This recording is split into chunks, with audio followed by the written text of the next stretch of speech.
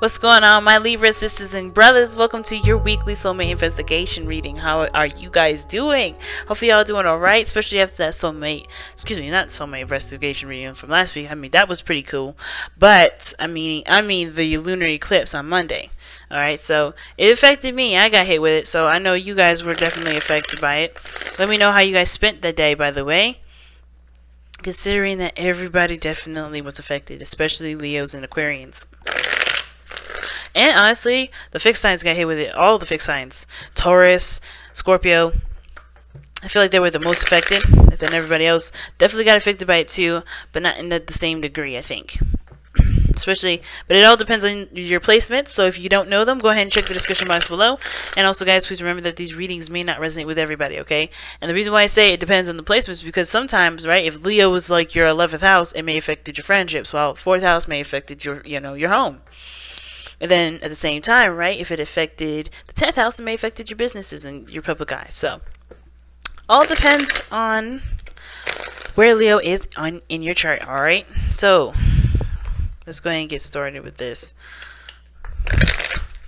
I'm just shuffling these cards a little bit so I can just go ahead and start pulling when I'm ready. But we're going to go ahead and pull from the Romance Angels deck from Doreen Virtue.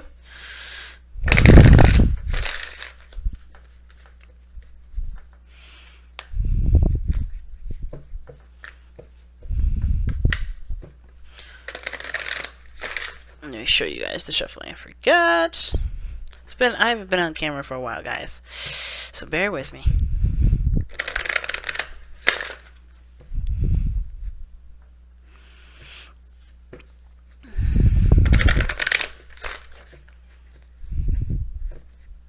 Alright, so let's see what we got. Finances and career. Financial issues are a factor in your love life right now. Financial issues are a factor in your love life right now. Alright, let's see how so. Alright, so the underlying energy is the Knight of Swords. So there is some sort of conflict or maybe some combative energy back and forth. This also means that things are moving very, very fast. And I think everybody has their own individual truths that they're both trying to fight for and may not be thoroughly listening to each other's truth, okay? Because that can happen sometimes. Alright, so this side I typically read as you, Libra. So feel free to go into the other side. But this is the opening card here. This is the first top cards indicate how both parties think of the relationship. Wow, okay. The other person, wow, okay. Alright, so this here does indicate the body, and this is how you represent yourself to others and how your partner or your soulmate will see you. Now, please remember that soulmates can be anybody, friends, family, co-workers, strangers. They could be anybody.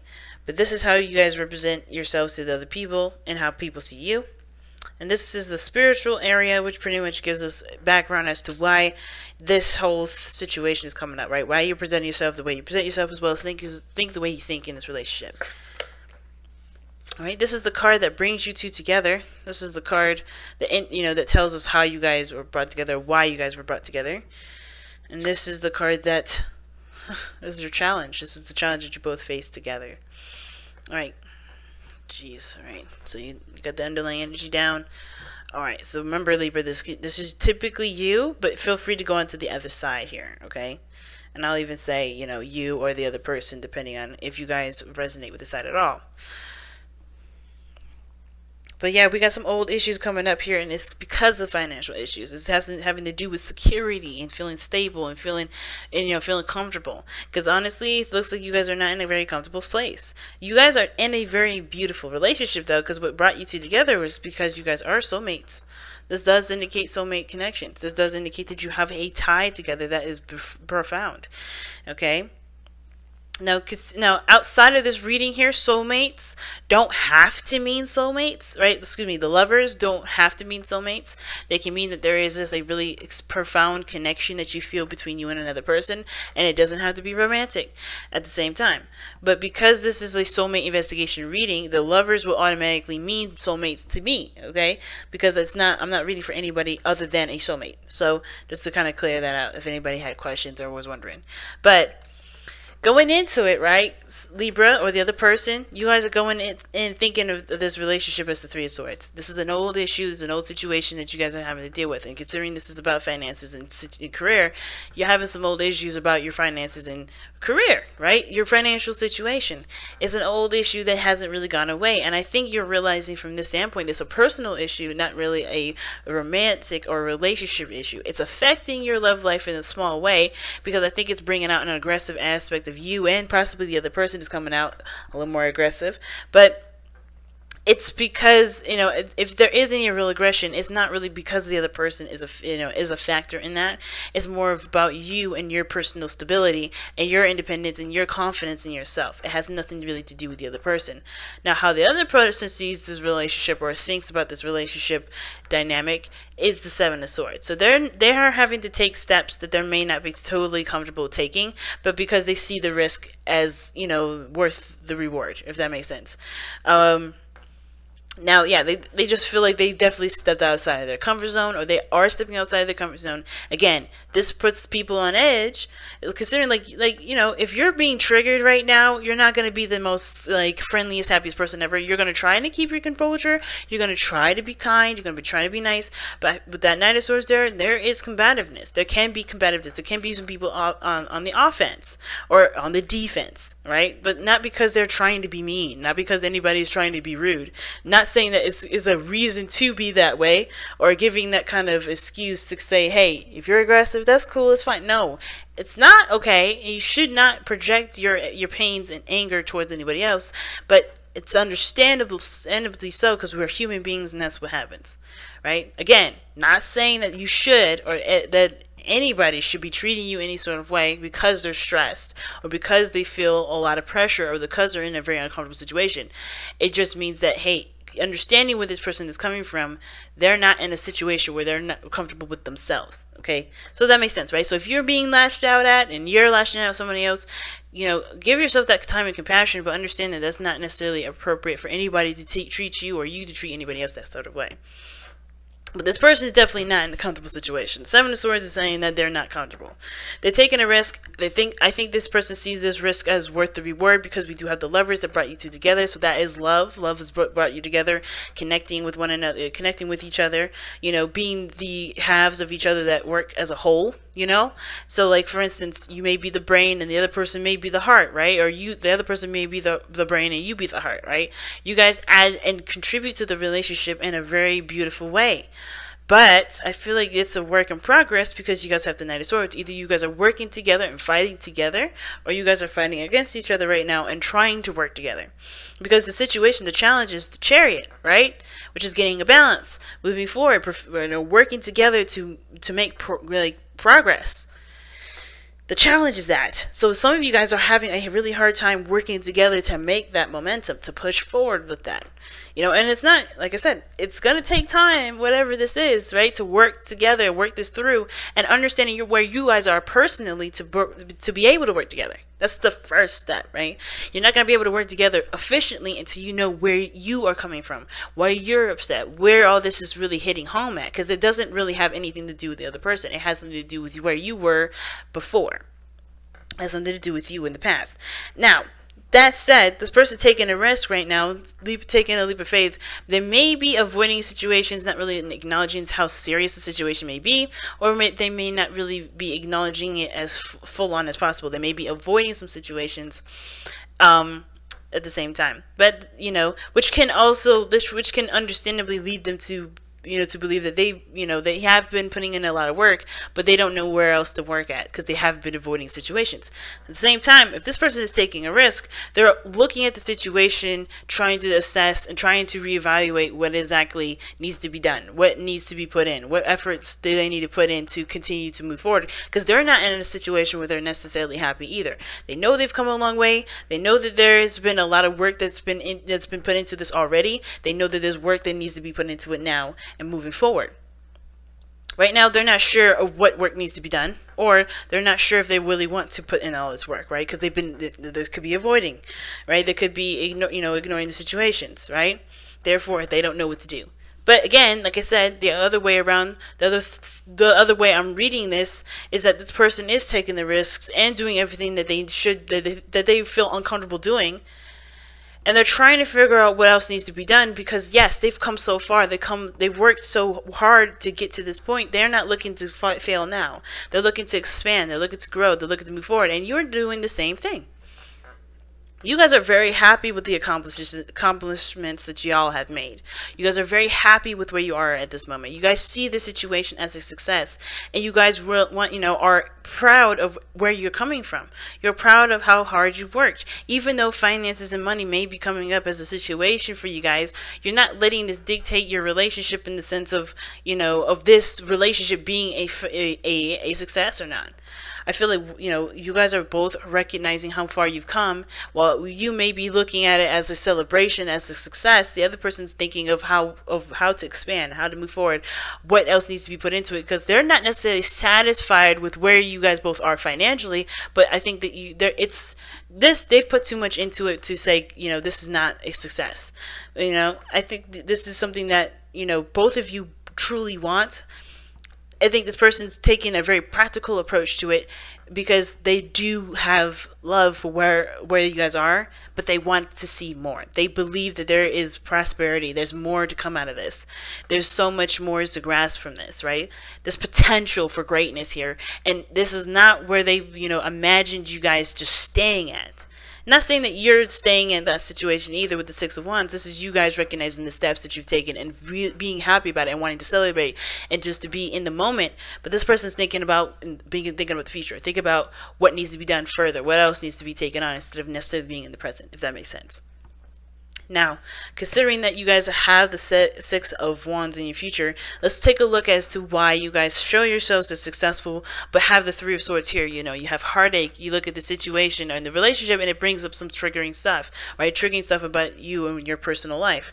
And it's because of, like I said, stability, independence, feeling comfortable, feeling stable, right? Some of you guys may be feeling alone in your relationships right now, even though you see this relationship as a success, because it took you so long, it took a lot out of you to get to this place for some of you.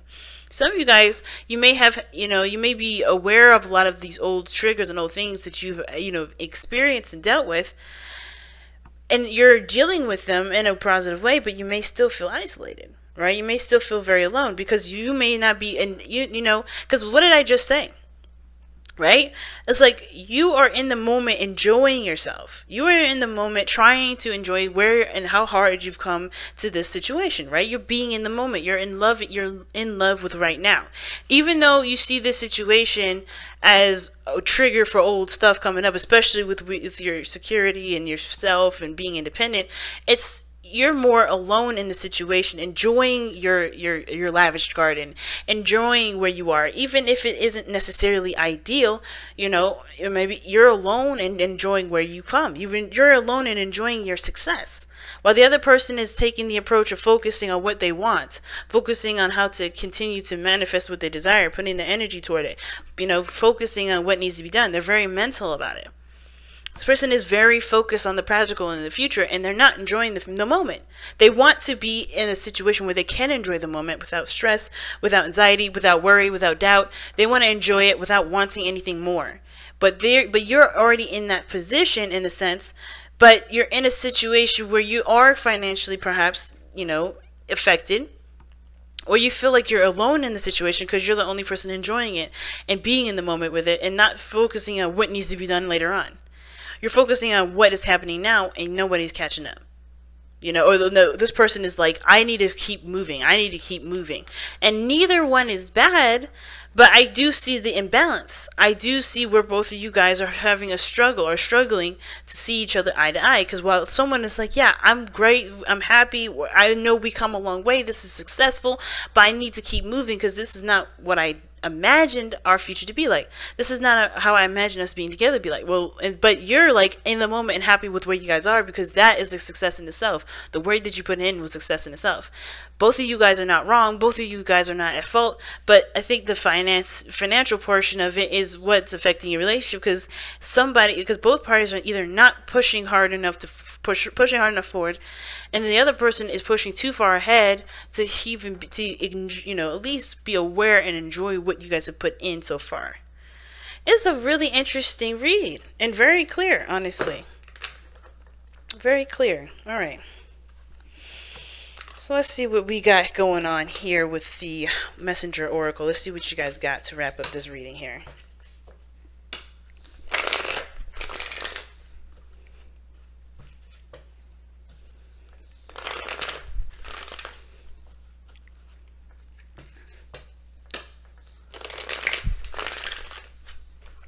And like I said, remember the sides, right? If you're not feeling very lonely, you wanted to push ahead, then, the other side may be resonating with you. The other person may be feeling, alone and celebrating the present. And you guys may be still getting over old issues, but you guys are happy with how hard and how dedicated you guys have been working towards this place of, of having, what you want, being content. I find it so interesting that both of you guys' spiritual planes, spiritual energies, are 9s. They're both 9s. It's pretty awesome. And 9s are I feel like they're very individual. They're very, solo. Of course, they all have something to do with the self and the person itself, right? Themselves. They're not really about anything other than the person. But the 9, if you look at numerology, 9s are about leadership. 9s are the leaders of the situation. And you guys are both leading a different area in your life. One emotional, one practical, one physical. And it's interesting because while one person's approach is very practical, the other one is very emotional, and your both spiritual energies are opposing that, right? Show the opposite, stability and emotional.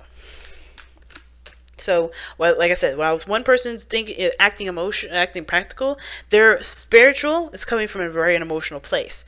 While the other, and then the other is coming, acting very emotional, very in the moment, not very practical, not very, materialistic. It's coming from a very materialistic, practical or stable place. It's interesting. Elements are definitely swapped in that area. Time to ground. Time to ground. Okay. So let's take a look. See, I just passed it too. I was like, there it is. There it is. Okay. Time to ground. We all experience moments in our lives when we feel confused, unfocused, and surrounded by chaos and turmoil. These moments are often unavoidable and are the lessons these moments can impart. But how you respond to them is a choice only you can make. Take a deep breath and a moment to pause and reconnect with Gaia and nature. Seek the silence of the void within, whilst your spirit spirals downward to anchor itself like an ancient tree root in the cleansing embrace of the earth beneath you. So it's pretty much saying, like, even though the world is going crazy, even though your finances may be on point, maybe need improvement, it don't change how you react to it. It doesn't change how, nothing changes unless you react to it in a sense of panic, and they react in a sense of bliss and happiness. Nothing, oh gosh, really what I mean is that the situation is happening. It's up to you to face the situation in the way you choose. You can either choose to panic with it and go crazy, or you can ground yourself, appreciate where you are, and do the best that you can. Because ultimately, the best you can do is the best you can do. You can't go and you can't do any more than that. You can't push any further. And to expect of yourself to do any further, it's not being fair to yourself, right? So I guess what I'm trying to say is the clear is the best way I can say it, because I know a couple times I just said that sounded crazy. Right now, you guys are going through some financial stuff going on in your lives, all right, or dealing with some things where where you guys may be having turmoil. You guys may not be seeing eye to eye, right? You guys are not in a balanced place where you guys feel like you can't take control, but you take control by not letting the situation dictate your mood, by not letting your situation dictate how you guys spend time with each other. You're going to always have financial issues. You're going to always have, family issues. You're always going to have, moral issues or something in regards to something outside of your relationship. But But that's the outside of your relationship, right? You're always going to have political issues. You're always going to have, weather issues. But does the weather dictate how you're going to feel today? Or are you going to say, hey, it's raining, but that is outside of me, and that has nothing to do with me, and it's not going to affect me because I'm going to continue to do the best that I can with what I've got, right? Right? And I know some people in the comments were like, yeah, but if it rains and you got to drive differently, you got to do different. Yeah, but they're still doing the best that you can. It's always still doing the best that you can, and knowing you're doing the best that you can, and still keeping yourself in a place where you can still stabilize yourself. Because at no point, at nowhere in this reading does it say that your life is going to crumble because you guys can't get your finances up, down, whatever. It's like the money, the lifestyle that you guys live can only be helped if you do the best that you can. It's not going to help if the relationship has arguments and problems with that, right? It makes sense if both of you guys are not seeing eye to eye, you guys are not working together, therefore you guys can't do the best that you guys can because you guys are not working together as a team, which is fair enough. But if you guys are doing the best that you can, and you're doing all that you can, don't let the finances creep up in your relationship despite how well how hard you're working. Because if you're doing the best that you can right now, then that's it. You don't, that situation doesn't deserve to take, your happiness or take the feeling that you have with your partner in the most intimate times that money has nothing to do with. You know what I mean? So, that being said, I'm gonna let y'all go. Thank you so much, guys, for tuning in. I love you guys so very, very much. And I will see you guys next week, okay? Take care, y'all. Don't let the money get to y'all. And I'll see y'all soon. Bye now.